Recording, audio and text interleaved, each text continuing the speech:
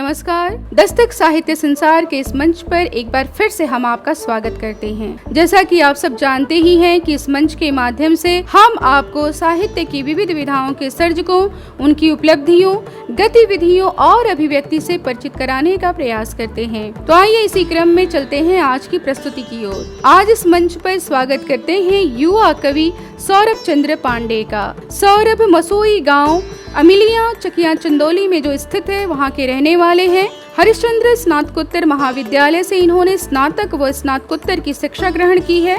महात्मा गांधी काशी विद्यापीठ से LLB किया है। कई सृजनात्मक प्रतियोगिताओं के विजेता रहे हैं। राष्ट्रीय साहित्य सम्मेलन में रजत पदक से विभूषित किए गए। 100 से अधिक कविताएं, 17 नाटक व 11 कहानियां लिख चुके हैं। सौरभ की रचनाएं विभिन्न पत्र पत्रिकाओं में प्रकाशित होती रहती हैं।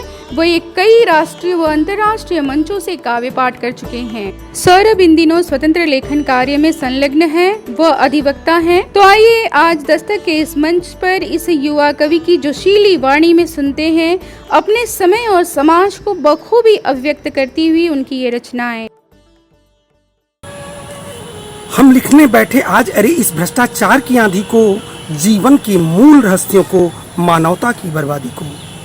क्या सच है भारत की इज्जत राहों में बिकने आएगी? ले लेगा देश का भ्रष्ट समाज, मानवता रोती जाएगी। यदि ऐसा हो जाएगा तो धरती पर फिर मर्दन होगा। आएंगे लाख लुटेरे तब चंडी का फिर नर्तन होगा। धिक्कार है भारतवासी को जो कायरता दिखलाएंगे। भारत माता की इज्जत को बेचेंगे और लुटाएंगे। सोने की चिड़िया थी भारत, सोने की चिड़िया थी भारत, फिर टूट गए इसके पर क्यों? जिन नेताओं पर मान किया इसको वो लूट गए फिर क्यों? कहाँ जरूरत है उसकी जिसके मन में अब आस नहीं? कहाँ जरूरत है उसकी जिसके मन में अब आस नहीं? नहीं चाहिए वह जन्नत जिसमें रहकर विश्वास नहीं। क्या लिख डाले सौरभ आखिर मानवता के बंधन को अब? कब बदलेगा हर प्राणी, यह धरती स्वर्ग बनेगी कब? कि ऐ बेबसी लाचारी इतनी भी मजबूर मत कर दे कि कोई भावनाओं को बेचकर रोटी तलाशने लगे। ऐ बेबसी लाचारी इतनी भी मजबूर मत कर दे कि कोई भावनाओं को बेचकर रोटी तलाशने लगे। ऐ रोटी अपने ढांचे ना बदल गरीबों के लिए, उसके भी पेट हैं पत्थर नहीं जो हर कोई तराशने लगे। उसके भी पेट हैं पत्थर नहीं जो हर कोई तराशने लगे। उसकी ही मेहनत से, उसकी ही मेहनत की आग से तू बनती है और पकाई जाती है, किंतु उसकी मेहनत की कीमत चंद कौड़ी में लगाई जाती है। उसके भी दो लाल हैं, उसके भी दो लाल हैं सोने की तरह जो आधे पेट खाते हैं, और तू कहीं कुत्ते को मक्खन के साथ खिलाई जाती है। चंद चीथड़ों में लाचार सी मजबूरी उसकी, चंद चीथड़ों में लाचार सी मजबूरी उसकी। बदन तो दूर दर्द ढकने में भी लाचार है मजबूरी उसकी। मगर रोटी को तरस कब आती है? मगर रोटी को तरस कब आती है लाचारों के लिए? अरे रोटी पकती ही है बड़े दरबारों के लिए। अरे रोटी पकती ही है बड़े दरबारों के लिए। अरे महरूम तेरी आंखें क्यों इतनी शिकायत करती हैं? अरे महरूम, अरे मजबूर तेरी आंखें क्यों इतनी शिकायत करती हैं?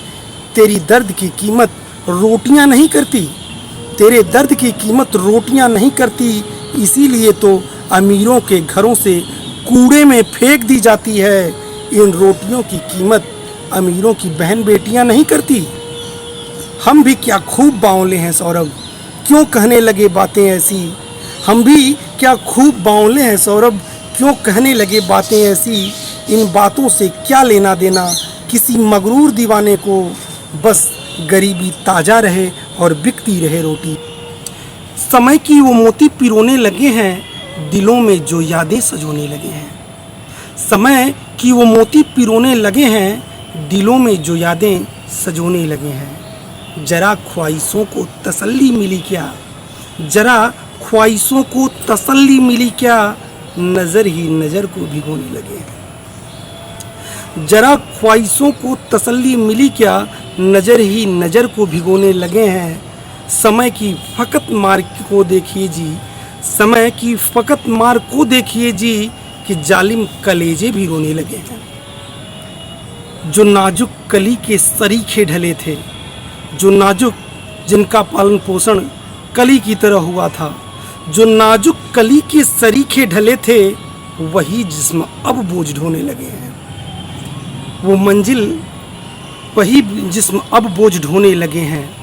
कदमों के ठोकर के काबिल नहीं जो, कदमों के ठोकर के काबिल नहीं जो, वो मंजिल के स्वामी भी होने लगे हैं।